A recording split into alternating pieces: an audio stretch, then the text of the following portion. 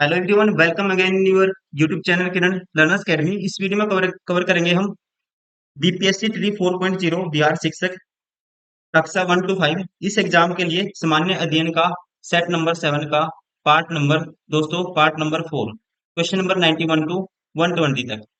ठीक है, इससे पहले 6 सेट हमने कंप्लीट किए थे पूरे, और सेट नंबर 7 के भी हमने 3 पार्ट कवर कर लिए थे। टोटल 150 क्वेश्चन होते हैं हर सेट में, जैसे आपका एग्जाम पैटर्न होता है। जो इसको कवर करते हैं 5 पार्ट में, हर पार्ट में रहते हैं 30 क्वेश्चन।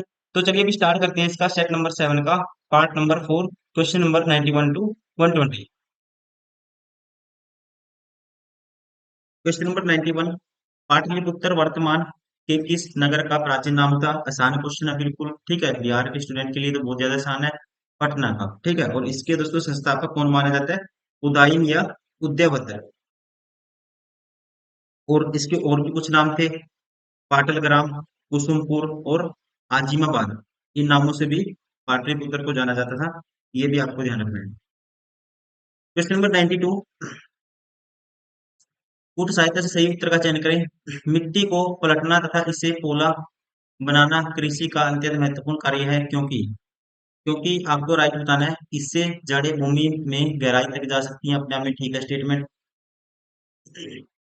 पोली मिट्टी में गहराई में धंसी जड़ें भी सरलता से श्वसन कर सकती हैं। ये भी ठीक है। इससे पोषक पदार्थ नीचे चले जाते हैं। ये अपने आप में इलॉजिकल है। ठीक है, ये स्टेटमेंट गलत है। राइट आंसर होगा इसका option first. Question number 93, Bharat में उस स्थान का नाम बताएं जहां बंगाल की खाड़ी, अरब सागर और हिंद महासागर मिलते हैं। तो उस स्थान को बोलते हैं दोस्तों कन्याकुमारी। ठीक है, कन्याकुमारी बंगाल की खाड़ी, हिंद महासागर और अरब सागर का संगम बिंदु है। ध्यान रखना, आपको ऑप्शन फर्स्ट ही रहेगा। क्वेश्चन नंबर 94, भूमध्य रेखा पर सूर्य की किरणें सीधी कब पड़ती है? सीधी पड़ती है दोस्तों, यहाँ पे राइट आंसर होगा ऑप्शन सेकंड, 21 जून।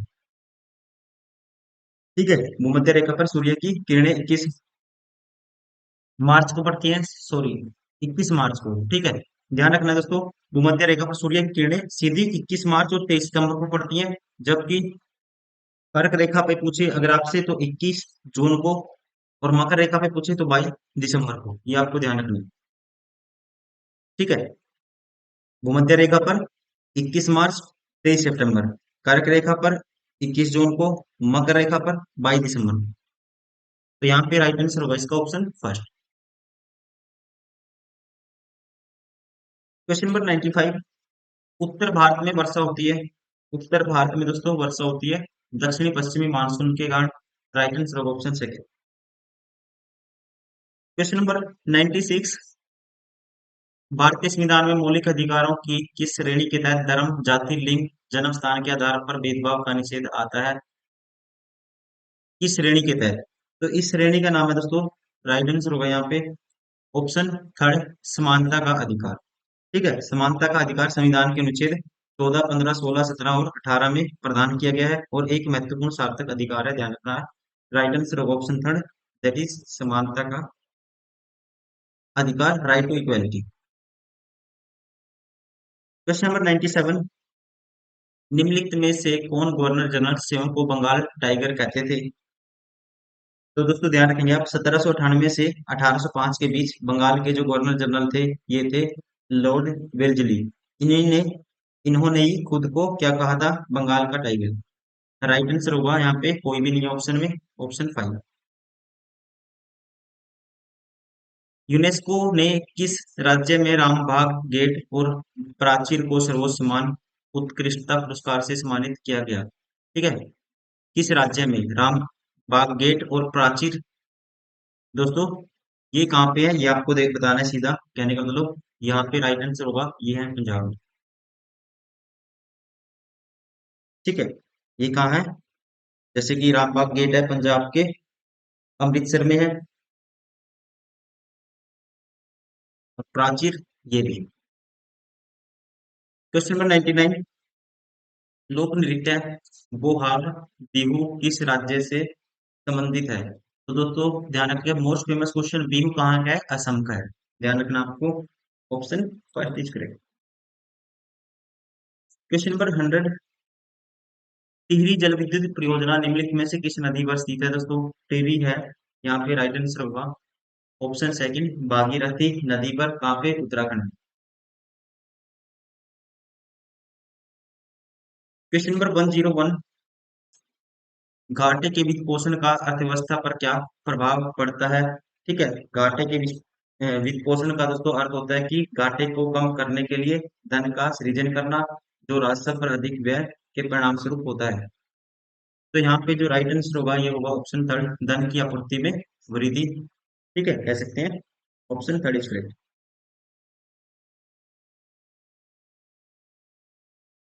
क्वेश्चन नंबर 102, निम्नलिखित में से कौन सा विकल्प उष्णकटिबंधीय क्षेत्र का सर्वश्रेष्ठ वर्णन करता है? तो आप ध्यान रखें दोस्तों, अधिकांश उष्णकटिबंधीय जलवायु अपने उच्च तापमान और वर्ष भर उच्च मात्रा में वर्षा के लिए जाने जाते हैं। तो यहाँ पे राइट आंसर होगा गर्म और आर्द्र। Option first is correct. Question number 103, यह अक्सर कहा जाता है कि हमारे संविधान के निर्माताओं के दिमाग की कुंजी डैश निहित है। ठीक है, तो यहाँ पे राइट आंसर होगा दिमाग की कुंजी प्रस्तावना निहित है। ये कह सकते हैं प्रस्तावना में निहित है। राइट आंसर होगा ऑप्शन फर्स्ट। क्वेश्चन नंबर 104, एकता के बिना जनशक्ति एक ताकत नहीं है। जब तक कि इसे ठीक से सामंजस्य पूर्ण और एकजुट न किया जाए, तब यह एक आध्यात्मिक शक्ति बन जाती है। यह कथन किसका है? यह कथन था, आपको ध्यान रखना है, सरदार वल्लभ भाई पटेल का। राइट आंसर होगा ऑप्शन फर्स्ट। क्वेश्चन नंबर 105, यदि इलेक्ट्रॉन का विद्युत आवेश Q1 और प्रोटॉन का विद्युत आवेश Q2 है, तो नीचे दिए गए अंकित समीकरण में कौन सा सही है, ये आपको बताना है।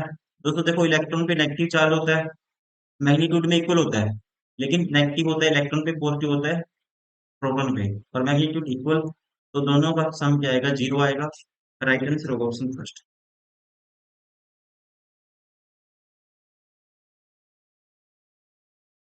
क्वेश्चन नंबर 106, सही मिलान कीजिए। मुंह मुंह का आएगा तो यहाँ पे ध्यान रखना, मन अमाशय में प्रोटीन का पाचन होता है, पित्ताशय में वसा। ठीक है, जमा होता है कह सकते हैं। तो लॉजिकली इसका जो राइट आंसर होगा ऑप्शन थर्ड।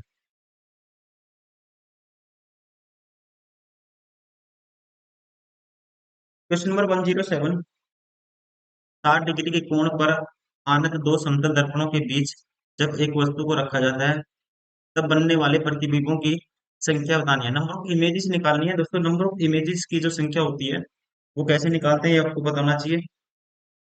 दर्पण कितने हैं? दो। संख्या ये कितनी है? इवन। तो आपको यूज करना है 360/θ-1 का।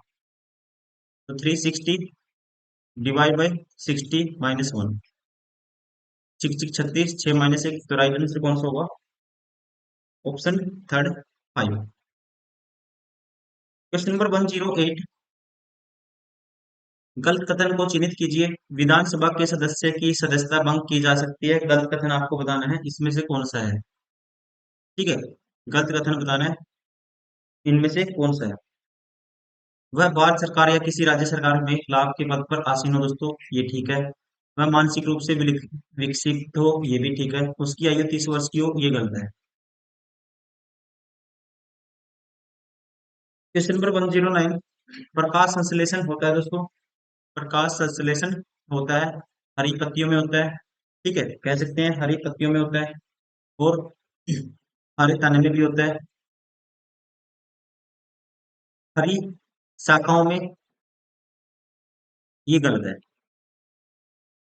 हरी जड़ों में, ये भी गलत है। तो राइट आंसर होगा यहाँ पे ऑप्शन सेकेंड। कहाँ कहाँ होता है? हरी पत्तियों में होता है प्रकाश संश्लेषण दोस्तों।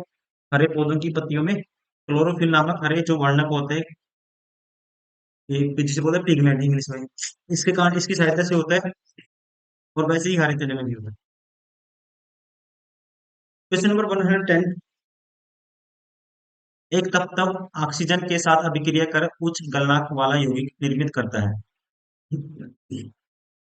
यह यौगिक जल में विलेय है, संभावित तत्व है। तो ये तत्व कौन सा है? आपको बताना है, ये है, ये कैपेबिलिटी होती है calcium. Right answer of option first. Question number 111, जलराशि जो भारत और श्रीलंका को प्रेरित करती है उसे क्या कहते हैं दोस्तों? भारत और श्रीलंका को अलग करने वाली जलराशि को कहते हैं हम पाक जल संधि। क्वेश्चन नंबर 112, निम्नलिखित में से सत्य कथन है, कौन सा सत्य कथन है ये आपको बताना है। ऑक्सीजन अणु में एक सहयोगी अवयव होता है, गलत है। क्या होता है दोस्तों? डबल बॉन्ड होता है। कॉपर सल्फेट आयनिक यौगिक नहीं है दोस्तों, ये भी गलत है। कॉपर आयनिक है, ठीक है। आयनिक क्या होता है? कंपाउंड होता है। H2S सहसंयोजी यौगिक है, ये गलत है।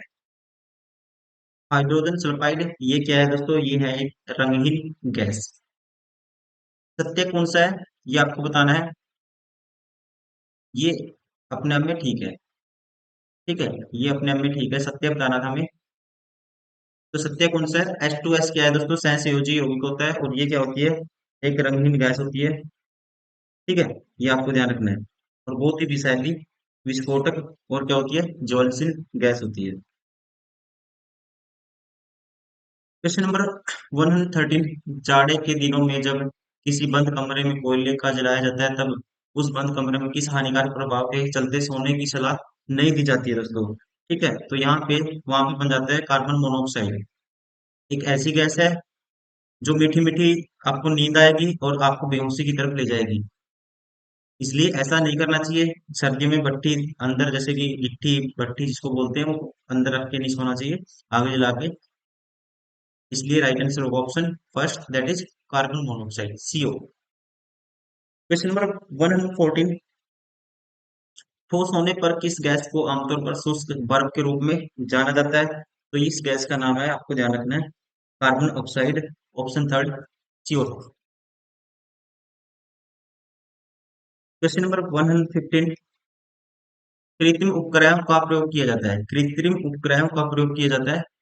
देखो, मौसम संबंधित भविष्यवाणी के लिए दोस्तों अपने आप में ठीक है, संचार सेवा में सहायता करने में भी ठीक है, इसका यूज किया जाता है, और खगोलीय उद्देश्यों के लिए ये भी अपने आप में ठीक है। तो उपयुक्त में से एक से अधिक, राइट आंसर होगा ऑप्शन 4।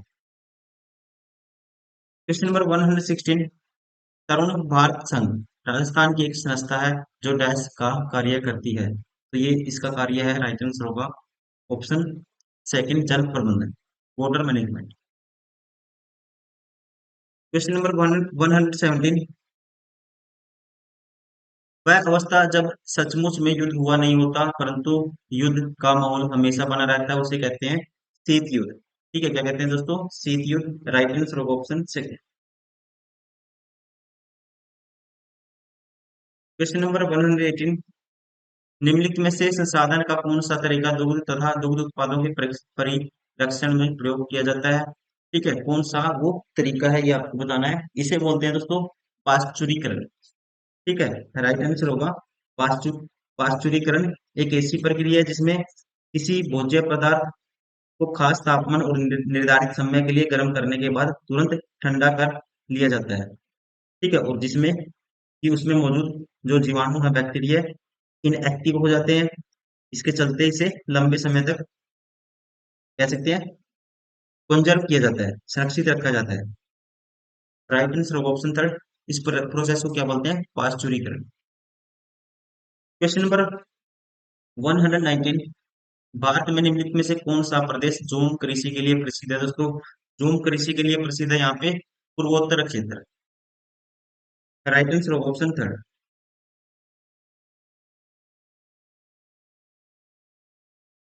क्वेश्चन नंबर 120, बैसाखी पर्व किस धर्म से जुड़ा है दोस्तों? बैसाखी जुड़ा हुआ है सिख धर्म से, ठीक है। पंजाब में मनाया जाता है इसको, मोस्ट फेमस उत्सव in Punjab, festival in Punjab, right answer होगा ऑप्शन थर्ड। सिख समुदाय से जुड़ा हुआ है ये, ठीक है, ऑप्शन थर्ड इज करेक्ट।